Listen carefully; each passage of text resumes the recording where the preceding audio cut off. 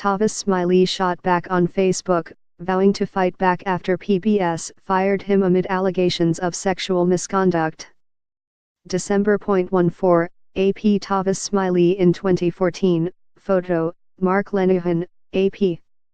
In Tavis Smiley's first live interview since PBS suspended his late-night talk show over multiple, credible allegations of misconduct, the former host appeared on Good Morning America Monday, denying all wrongdoing and arguing the claims are untrue.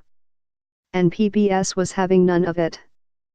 Speaking to ABC News correspondent Paula Faris, Smiley admitted to engaging in workplace relationships, claiming they were consensual.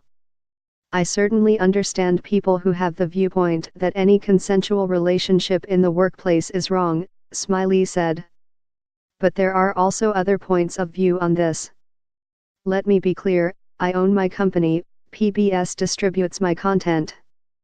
In our employee handbook, while we do not encourage office relationships, we do not forbid them, either. And we don't forbid them because I don't know where your heart is going to lead you. I don't know who you're going to hang out with, or date, or fall in love with. There may be millions of Americans watching right now who met their spouse at work." Smiley also denied fostering a verbally abusive workplace environment, saying, "I have an intense environment. Some of the most intense places in our business are in control rooms around this country. That's not for everyone, so it might be that the environment wasn't good for you. I am not an angry black man, and this notion of a hostile environment just doesn't fit." Smiley hosted Tavis Smiley, a half-hour interview program that premiered in 2004 and aired weeknights on PBS stations until it was suspended on December 13. He confirmed to Faris that one woman with whom he engaged in a sexual relationship is still employed on his staff, but claimed that he never gave any of his workplace sexual partners preferential treatment, nor retaliated against them in any way. Responding to allegations that he sent lewd messages or commented inappropriately on women's bodies, Smiley said he has no idea about the basis of the claims.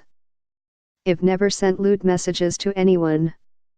In consensual relationships, we use text messages to communicate," he told Faris. "But I've never done that to an employee, ever."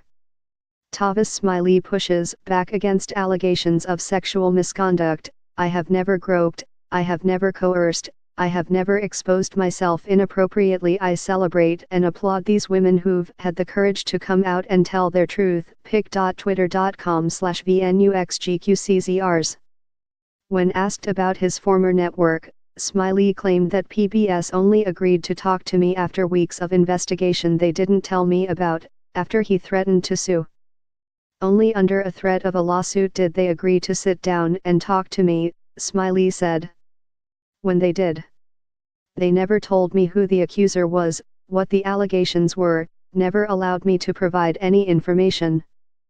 They didn't give me due process."